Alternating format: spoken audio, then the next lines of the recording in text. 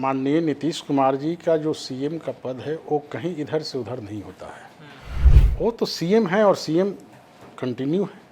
तो माननीय नीतीश कुमार जी ने तो उन्हें राजनीतिक जो जॉब होता है, पॉलिटिकल जॉब होता है, 2 बार देने का काम किया, 20 महीने का और एक बार 17 महीने का। नीतीश कुमार जी बिहार की जनता की ज़रूरतों में शामिल है। पनोरमा ग्रुप, जो सोचता है वो करता है। आपके अपने सपनों का आशियाना।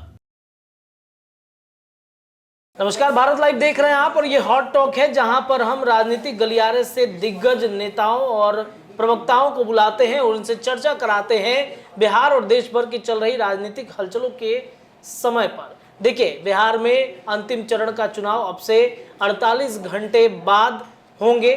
7 चरणों में 8 सीटें हैं और इन सीटों पर जदयू, बीजेपी, महागठबंधन के तमाम प्रत्याशी अपने अपने किस्मत आजमाने के लिए उनके जो स्टार प्रचारक हैं उनके प्रचार प्रसार जो है वो थम गए हैं।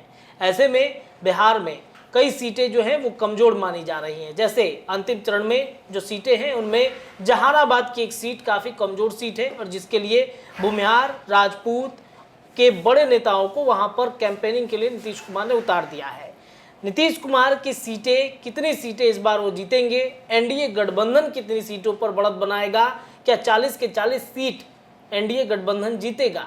क्योंकि जो महागठबंधन है, हमने कल ही आपको खबर बताया था कि 50 जो महागठबंधन की सीटें उसमें 20 सीटों पर वो दावेदारी कर चुका है कि 20 सीटें हमारे कब्जे में हैं। ऐसे में क्या 20 सीटों पर ही एनडीए गठबंधन की जीत होगी? चलिए इन तमाम विषयों पर चर्चा करते हैं। हमारे साथ जदयू के प्रवक्ता हैं, जदयू के प्रदेश प्रवक्ता हैं डॉक्टर मधुरेंद्र पांडे। सर, बहुत बहुत स्वागत है आपका भारत लाइव पे। अंतिम चरण का चुनाव है और मात्र अब से 48 घंटे बच गए हैं। कितनी सीटें देखते हैं आप अंतिम चरण में? 8 सीटें हैं। इन सीटों में जदयू कितनी सीट पे जीतेगी? अंतिम चरण की जो भी 8 सीटें हैं लोकसभा चुनाव का, वो 8 की 8 सीट एनडीए प्रत्याशी की जीत होगी। हमारे जदयू के 2 कैंडिडेट हैं और 6 गठबंधन के हैं, राष्ट्रीय जनतांत्रिक गठबंधन के।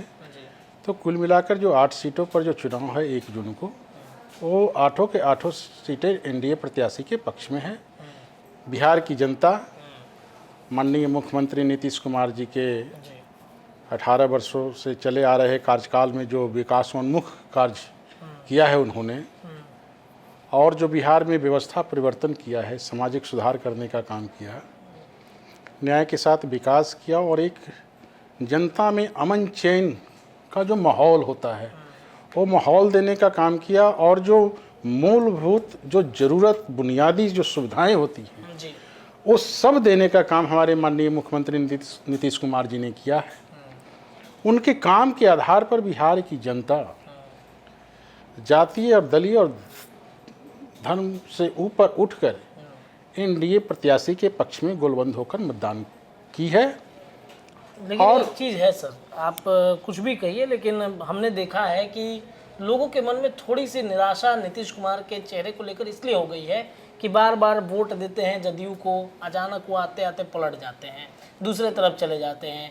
तो एक नाराज़गी कहीं ना कहीं देखी गई है कि नीतीश कुमार के प्रति लोगों में है, बार बार उनके दूसरे दलों में चले जाने का, गठबंधन कर लेने का। ये मानते हैं एक बड़ा फैक्टर है 2024 लोकसभा चुनाव में? देखिए, माननीय नीतीश कुमार जी का जो सीएम का पद है वो कहीं इधर से उधर नहीं होता है। वो तो सीएम है और सीएम कंटिन्यू है। बात रही नेता प्रतिपक्ष तेजस्वी प्रसाद यादव की महागठबंधन में जाने की, तो माननीय नीतीश कुमार जी ने तो उन्हें राजनीतिक जो जॉब होता है, पॉलिटिकल जॉब होता है, 2 बार देने का काम किया, 20 महीने का और एक बार 17 महीने का। लेकिन उनका जो क्रियाकलाप था वो वही था जो उनके माता पिताजी के कार्यकाल में था, भ्रष्टाचार में लिप्त होना, धनुगाही करना। तो हमारे नेताजी माननीय मुख्यमंत्री नीतीश कुमार जी ने निर्णय लेकर उनको आउट कर दिया। इसका वैसा कुछ नहीं है, बिहार की जनता जानती है।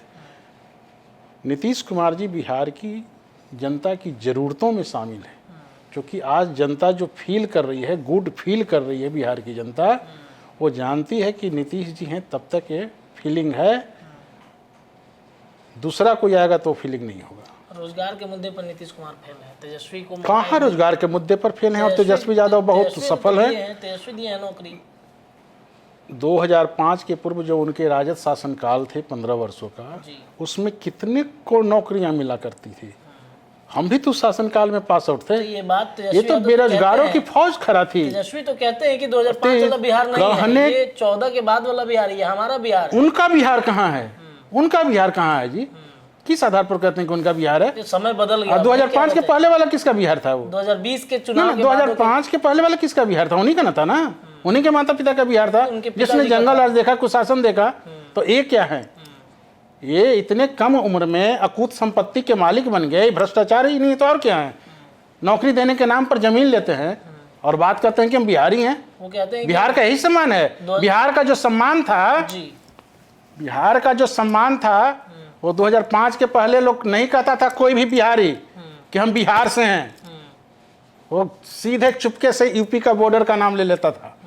आज बिहारी कहता है कि हम बिहार के हैं और वो देन है माननीय मुख्यमंत्री नीतीश कुमार जी का। नेता प्रतिपक्ष कुछ भी कहें, विपक्ष में कहने का कुछ भी कहें। सर तेजस्वी यादव 2020 के विधानसभा के बाद अपना पैटर्न बदले हैं।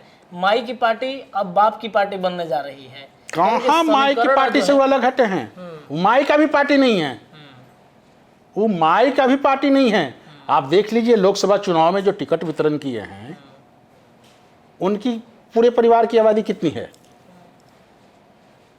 एक दर्जन से ज्यादा लोग सदस्य हैं उनके सदस्य हैं। परिवार में। टिकट कितने को दिए हैं उन्होंने? 2 लोगों को तो टिकट दिया। कितना परसेंटेज हुआ? और वही माई की जो बात कर रहे हैं आप, वाई समीकरण या एम समीकरण मुस्लिम समाज की, उनकी आबादी कितनी है? उनको इन्होंने कितना टिकट दिया है? अति पिछड़ों की आबादी कितनी है? सबसे ज्यादा। उनको कितना टिकट दिया इन्होंने? इनका काम रहा है शुरू से पिछड़ों, अति पिछड़ों, दलितों, अकलितों, इन लोगों को बनाकर सामाजिक न्याय बनाया। एक बिल्कुल झूठा। इन लोगों के नाम पर सिर्फ सत्ता हासिल किए, सत्ता के केंद्र में रहे। इन लोगों के लिए कोई विकासोन्मुख कार्य नहीं किया। ये तो अति पिछड़ों का धूर विरोधी है जी। इतनी बड़ी संख्या रहते हुए उनको 2 टिकट देना क्या दर्शाता है? क्या दर्शाता है? इनके शासनकाल में राजद और कांग्रेस की जो शासनकाल थे, तो जो भी केंद्रांश की राशि आती थी इन तबके के लोगों को विकास के लिए, इनकी कार्यक्रम योजनाओं को लाभान्वित देने के लिए, कितने लोग लाभान्वित हुए? लालू प्रसाद जी या नेता प्रतिपक्ष तेजस्वी प्रसाद यादव जी कहीं किसी जमींदार और किसी राजा घराने के नहीं न थे। इनको बड़े बड़े फार्म हाउस है, 43-45 बीघा यहाँ पटना में जमीन है, अकूत संपत्ति अर्जित कहाँ से कर लिए? नहीं, संघर्ष तो कर रहे हैं, ट्रैक्टर देखिए, बना दिया। बात संघर्ष करने की नहीं होती है। आप संघर्ष किस लिए कर रहे हैं? सत्ता में आकर फिर वही धन उगाही करने के लिए, कुशासन कर राज देने के लिए, जंगल राज लाने के लिए। उन्होंने टक्कर तो दे दिया ना। कोई टक्कर, कुछ भी टक्कर नहीं है। जदयू की कुछ सीटों पर टक्कर दिया है। कहीं कुछ भी टक्कर नहीं है। जहानाबाद की सीट है सर, काफी कमजोर सीट मानी जा रही है। कहाँ से कमजोर है जहानाबाद की सीट? कहा जरा भूमिहार नाराज है, अब तो भूमिहार दूसरे तरफ चले जाएंगे। अंततः देखिए, जब कोई व्यक्ति सत्ता पक्ष में रहता है या चेयर पर रहता है तो कुछ लोग नाराज भी होते हैं, कुछ लोग प्रसन्न भी होते हैं, लेकिन अंततः जब उसकी बारी आती है कुछ निर्णय लेने के लिए ना, तो व्यक्ति देखता है कि हमारे लिए कौन हितकर है, कौन अहितकर है। अंततः जीत एनडीए प्रत्याशी की होगी। लोग अंततः में एनडीए प्रत्याशी के पक्ष में मतदान करें, चाहे वो कहीं का भूमिहार हो, ब्राह्मण हो, राजपूत हो, कोई भी हो, किसी भी तबके के लोग हो, अति पिछड़े हो, दलित हो, अगले सारे के सारे लोग एनडीए प्रत्याशी के पक्ष में मतदान करेंगे। जदयू कितनी सीटें आ रही हैं? जदयू की जितनी 16 सीटें हैं, 16 सीट पर जदयू जीतेगी। पूरा कंफर्म है ना? पूरी तरह का। सीतामढ़ी की सीट गड़बड़ा रही है। कहाँ गड़बड़ा रही? कहाँ से आप ले आए? किसी पिछड़ा की लड़ाई? ना, कहीं अति पिछड़ा की लड़ाई नहीं है। यहाँ सिर्फ विकास बनाम भ्रष्टाचार, जंगल राज बनाम सुशासन, इसकी लड़ाई है। अच्छा, राजद ने 20 सीटों का लिस्ट निकाला है अपने, और 20 सीटों में हम आपको बता देते हैं कौन कौन सी सीटें जो कह रहा है कि हम वहां पर जीत रहे हैं। गया, किशनगंज, खगड़िया, अररिया, उजियारपुर, मुंगेर, गोपालगंज, जहानाबाद, समस्तीपुर, सीतामढ़ी, हाजीपुर, महाराजगंज, शिवहर, इन सीटों पर 100% दावा है कि हम जीत रहे हैं। अब उनका दावा करना, वो भी नेता हैं, वो भी चुनाव लड़ रहे हैं, दावा करना अलग चीज़ है। रिजल्ट जो आएगा वो देख लीजिएगा 4 जून को। 4 जून को रिजल्ट आएगा तो देख लीजिएगा। अच्छा, 4 जून के बाद रिजल्ट आएगा वो देखेंगे। एक चीज और देखने को मिल रहा है कि नीतीश कुमार पलटी मारने वाला है। फिर से कहा जा रहा है कि चाचा भतीजे की जोड़ी फिर से बिहार में आने वाली है। भूतो ना भविष्यति, तेजस्वी बयान आप दे रहे हैं। नोट कर लीजिए, जी, ये डॉक्टर मधुरेंदु पांडे का बयान है, भूतो न भविष्यति। माननीय नीतीश कुमार जी के बारे में जो ये जनता के बीच में भाषण में जो दिग्भ्रमित करने का कुत्सित प्रयास कर रहे हैं, उसमें नेता प्रतिपक्ष तेजस्वी प्रसाद यादव कभी सफल नहीं होंगे। बिहार की जनता जान नहीं रही है, देख नहीं रही ऐसे है। ही हुआ था सर, बार बार कहा जा रहा था कि मतलब नहीं जाएंगे नहीं जाएंगे। अचानक अमित शाह ये के- कहाँ जाते हैं, ये तो सीएम है तो सीएम ही है। पार्टी मतलब बदल दिया जिनको ना। पार्टी कहाँ हम लोग बदले, पार्टी जदयू है तो गठबंधन- जदयू में है। गठबंधन तो कर लिया आपने। गठबंधन देखिए राजनीतिक माहौल में कब क्या होता है वो अलग चीज होती है, लेकिन अब वैसी कुछ घटना घटने वाली कहीं कुछ नहीं है। नीतीश कुमार जी एनडीए का हिस्सा है। वो हिस्सा बरकरार रहेगी। अब कहीं जाने वाला नहीं। कहीं जाने की क्यों जरूरत बार बार नहीं है। तेजस्वी ये बयान दे रहे हैं? बयान दे रहे हैं जनता को दिग्भ्रमित करने के लिए, उनका कुत्सित प्रयास है। झूठ की तो राजनीति शुरू से कर रहे हैं वो, क्यों मतलब झूठ की राजनीति। वो जान रहे हैं कि हार रहे हैं, हार की बौखलाहट में वे थोड़ा सा सॉफ्ट कॉर्नर इसलिए हो चुके हैं ना कि जनता में ऐसा भ्रम फैला दें कि वोट हमें करे। ऐसी जनता भूल नहीं करने वाली है। उनका परिवार मीसा भारती, रोहिणी आचार्य, किसी से भी आप नीतीश पर सवाल कीजिए तो वो मना कर देते, बोले छोड़िए जान दीजिए हमारे चाचा हैं, वही चीज ना, कोई दिक्कत नहीं है पॉलिटिकल सॉफ्ट कॉर्नर यही चीज है ना कि जनता को दिग्भ्रमित कैसे किया जाए। तो वो इसका हिस्सा है, न कि कहीं कुछ बात है। अब की बार कितना क्या आपकी बार कितना होगा? 400 के पार, 400 पार है। बिल्कुल। घबराएगा नहीं ना? काहे को गड़बड़ाएगा, काहे को किस आधार पर गड़बड़ाएगा? देश की जनता देख रही है 250 कि हम सीट तो महागठबंधन एक मिनट सुनिए ना, निकाल लिए। एक मिनट सुनिए ना।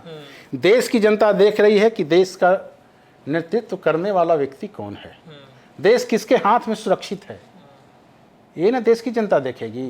ये इंडी गठबंधन का आज तक नेता नहीं जो बना सका, वो क्या देश का प्रतिनिधित्व करेगा और क्या उसका हक है वोट लेने का, ही पहले बताइए। अब सब मुद्दे पर आप लोग बात करते हैं, बेरोजगारी रोजगार के मुद्दे पर कहाँ चर्चा ही बेरोजगारी, नहीं होती है। किसको नहीं रोजगार मिल रहा है?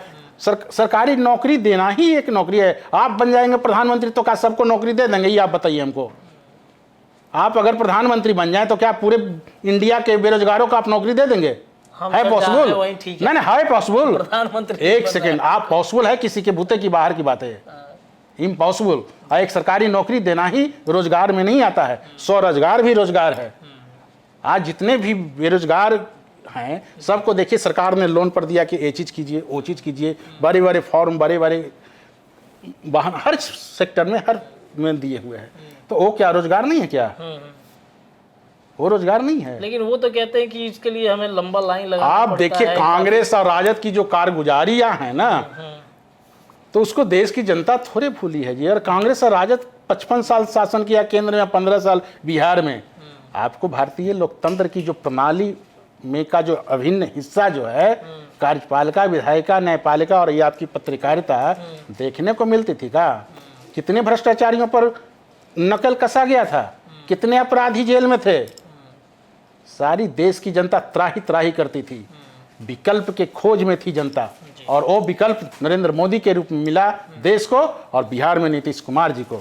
अच्छा, एक अंतिम प्रश्न है। नीतीश पूछ कुमार लीजिए। के उत्तराधिकारी की चर्चा खूब हो रही है अभी के समय में।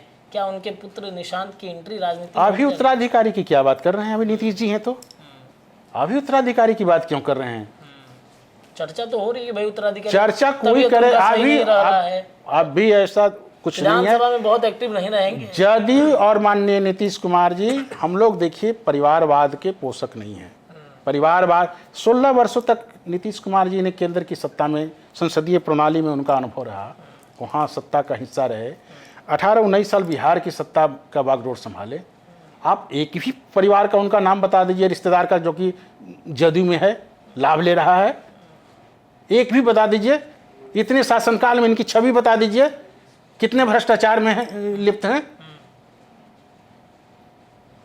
आई नेता प्रतिपक्ष तेजस्वी यादव को देखिएगा ना कि 14 परिवार 12 परिवार में 6 गो मंच सजा रहता है, रोहिणी आचार्य से, मीसा भारती से, तेजस्वी प्रसाद यादव से, तेज प्रताप यादव से, लालू जी से, राबड़ी जी से। ऐसे ही चलता है पार्टी और ऐसे ही चलता है देश। तो कौन होगा उत्तराधिकारी नीतीश कुमार का, या जदयू का काहे कौन, के जदयू का उत्तराधिकारी कौन होगा? काहे के अभी उत्तराधिकारी की तो कोई बातें नहीं है, नीतीश कुमार तो कह रहे हैं कोई उत्तराधिकारी की बात नहीं है। नॉट वही रहे, ओनली नीतीश फॉर कुमार अभी नीतीश कुमार जी हैं, जब तक हैं जब तक कोई उत्तराधिकारी की बात नहीं। चलिए ठीक है। देखिए हमारे साथ बातचीत करने के लिए जदयू से जो प्रदेश प्रवक्ता हैं मधुरेंद्र पांडे जी, ये मौजूद थे। 40 लोकसभा सीट और बिहार में जो अचानक राजनीतिक भूचाल एक तेजस्वी यादव के बयान से जो आया था कि नीतीश कुमार फिर से महागठबंधन के साथी होंगे, फिर से नीतीश कुमार की एंट्री महागठबंधन में होगी। 40 सीटों में कितनी सीटें जीत रहे हैं इस बार, इस पर भी हमने राय ली है। नीतीश कुमार का उत्तराधिकारी यानी कि जदयू का उत्तराधिकारी कौन होगा आने वाले वक्त में, इस पर भी इन्होंने अपनी बातें बेबाक रखी हैं। फिलहाल इस चर्चा में इतना ही, लेकिन हॉट टॉक पर ऐसे ही तमाम राजनीतिक गलियारे से जुड़े लोगों से चर्चाएं और बातचीत हम हमेशा करते रहेंगे। जुड़े रहिए भारत लाइव पर। बहुत बहुत धन्यवाद। पनोरमा ग्रुप, जो सोचता है वो करता है। अगर ये वीडियो पसंद आई और वह बिहार के राजनीति और बिहारियत से सरोकार रखेनी तो सब्सक्राइब बटन दबा के चैनल के सब्सक्राइब कर ली। ओजे एगो घंटी बा, ओकरा बटन दबा देला से कुल सटीक और मारक खबर रुआ मुफ्त में मिल जाई। अगर रुआ पत्रकारिता के हमनी के नया प्रयोग में सहयोग कर चाहतानी तो ज्वाइन बटन दबा दी। पेटीएम नंबर नोट कर ली 9386816700। धन्यवाद।